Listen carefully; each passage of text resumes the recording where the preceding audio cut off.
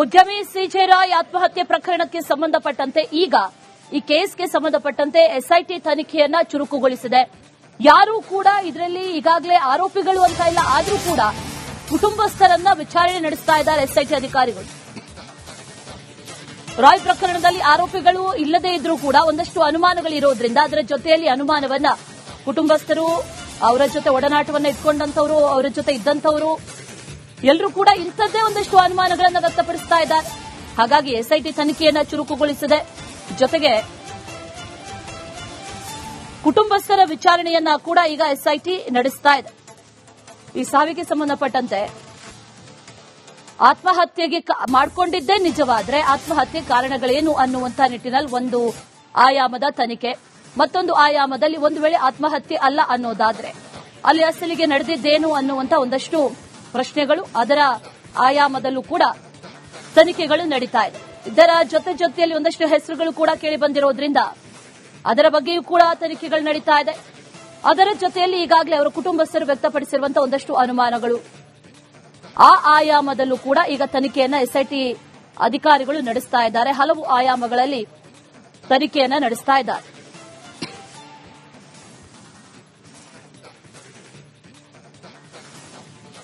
CJ Roy ನಿಗೂಢ ಸಾವೇನಾಗಿದೆ, ಅದಕ್ಕೆ ಸಂಬಂಧಪಟ್ಟಂತೆ ಈಗಾಗಲೇ ತನಿಖೆ ಒಂದು ಕಡೆ ನಡೀತಾ ಇದ್ರೆ, ಮತ್ತೊಂದು ಕಡೆಯಲ್ಲಿ ಇಡೀ ಪ್ರಕರಣ ರಾಜಕೀಯ ತಿರುವನ್ನ ಪಡೆದುಕೊಳ್ತಾ ಇದೆ. ಒಂದಷ್ಟು ಹೆಸರುಗಳು ಕೇಳಿ ಬಂದಿರೋದು, ಅದರ ಜೊತೆಯಲ್ಲಿ ಅನುಮಾನಗಳು ವ್ಯಕ್ತವಾಗ್ತಾ ಇರೋದು, ಡೈರಿಯಲ್ಲಿ ಹೆಸರಿದೆ ಅಥವಾ ಇನ್ನಿತರ ಮೂಲಗಳಿಂದ ಹಣ ಪಡೆದಿದ್ರು, ಹಣ ಕೊಡಬೇಕು, ಡೀಲಿಂಗ್ ಆಗಿತ್ತು, ಇಂಥದ್ದೆಲ್ಲ ಒಂದಷ್ಟು ವಿಚಾರಗಳಿದೆಯಲ್ಲ, ಇದು ಸಾಕಷ್ಟು ಪ್ರಶ್ನೆಗಳಿಗೂ ಕೂಡ ಕಾರಣ ಆಗ್ತಾ ಇದೆ. ಹಾಗಾದ್ರೆ ರಾಜಕೀಯ ವ್ಯಕ್ತಿಗಳು ಜೊತೆಯಲ್ಲಿ ಗಣ್ಯರ ಒಡನಾಟ ಇತ್ತ ಅನ್ನುವಂತಹ ನಿಟ್ಟಿನಲ್ಲಿ ತನಿಖೆಯನ್ನು ನಡೆಸ್ತಾ ಇದ್ದಾರೆ ಎಸ್ಐಟಿ ಅಧಿಕಾರಿಗಳು. ತನಿಖೆ ಮಾಡಬೇಕು ಅಂತ ರಾಜಕೀಯ ನಾಯಕರು ಕೂಡ ಒತ್ತಾಯವನ್ನ ಮಾಡ್ತಾ ಇದ್ದಾರೆ.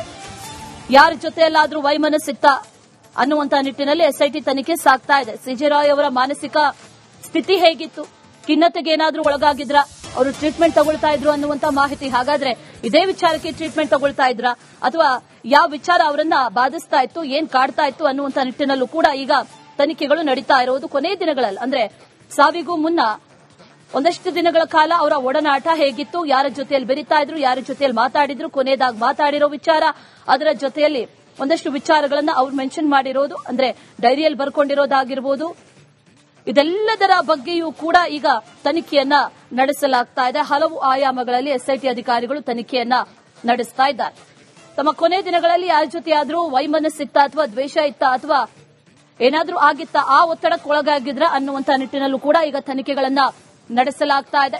ಡೀಟೇಲ್ಸ್ ಅನ್ನ ಕೊಡ್ತಾರೆ ನಮ್ಮ ಪ್ರತಿನಿಧಿ ಅಭಿಷೇಕ್, ನೇರ ಸಂಪರ್ಕದಲ್ಲಿ ಜಾಯಿನ್ ಆಗ್ತಾ ಇದ್ದಾರೆ. ಅಭಿಷೇಕ್, ಸಾಕಷ್ಟು ಅನುಮಾನಗಳು ಈಗ ಈ ಸಾವಿನ ಮೂಲಕ ಕಾಡ್ತಾ ಇರೋದು. ಮೊದಲಿಗೆ ಆತ್ಮಹತ್ಯೆ ಹೌದೋ ಅಲ್ವೋ ಅನ್ನುವಂತ ನಿಟ್ಟಿನಲ್ಲೂ ಕೂಡ ತನಿಖೆಗಳು ನಡೀತಾ ಇದೆ.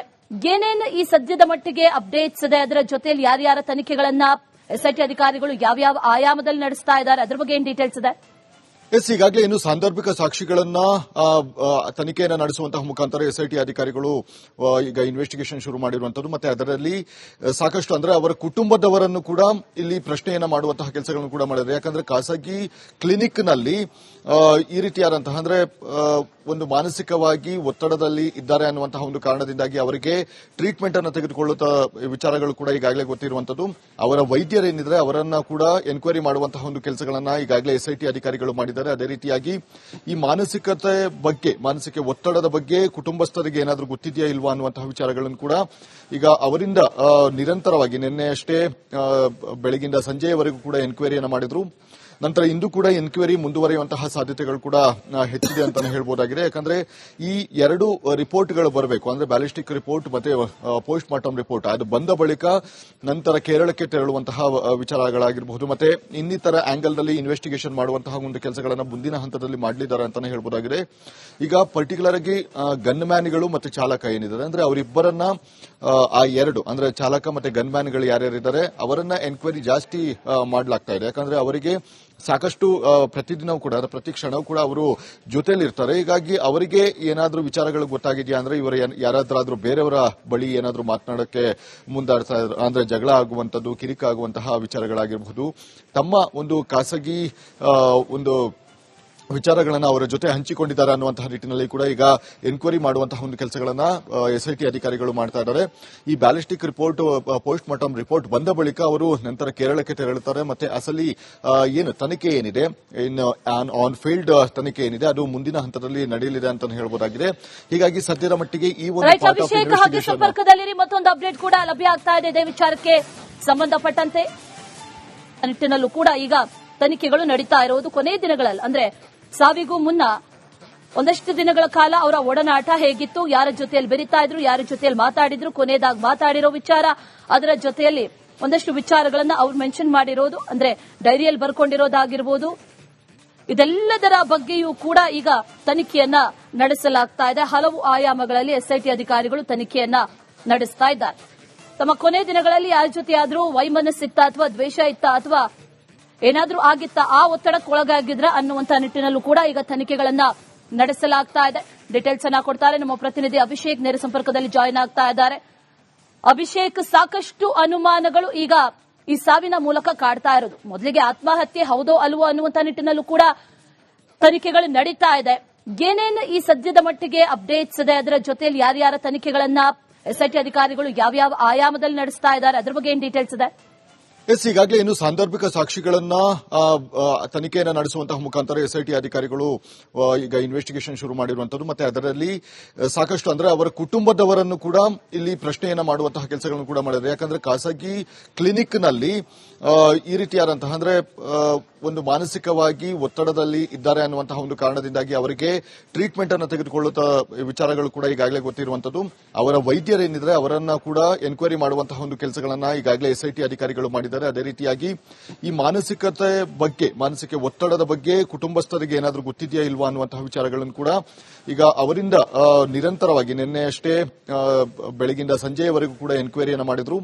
ನಂತರ ಇಂದು ಕೂಡ ಎನ್ಕ್ವೈರಿ ಮುಂದುವರಿಯುವಂತಹ ಸಾಧ್ಯತೆಗಳು ಕೂಡ ಹೆಚ್ಚಿದೆ ಅಂತಾನೆ ಹೇಳಬಹುದಾಗಿದೆ. ಯಾಕಂದ್ರೆ ಈ ಎರಡು ರಿಪೋರ್ಟ್ಗಳು ಬರಬೇಕು, ಅಂದ್ರೆ ಬ್ಯಾಲಿಸ್ಟಿಕ್ ರಿಪೋರ್ಟ್ ಮತ್ತೆ ಪೋಸ್ಟ್ ಮಾರ್ಟಮ್ ರಿಪೋರ್ಟ್ ಅದು ಬಂದ ಬಳಿಕ ನಂತರ ಕೇರಳಕ್ಕೆ ತೆರಳುವಂತಹ ವಿಚಾರಗಳಾಗಿರಬಹುದು, ಮತ್ತೆ ಇನ್ನಿತರ ಆಂಗಲ್ನಲ್ಲಿ ಇನ್ವೆಸ್ಟಿಗೇಷನ್ ಮಾಡುವಂತಹ ಒಂದು ಕೆಲಸಗಳನ್ನು ಮುಂದಿನ ಹಂತದಲ್ಲಿ ಮಾಡಲಿದ್ದಾರೆ ಅಂತಾನೆ ಹೇಳಬಹುದಾಗಿದೆ.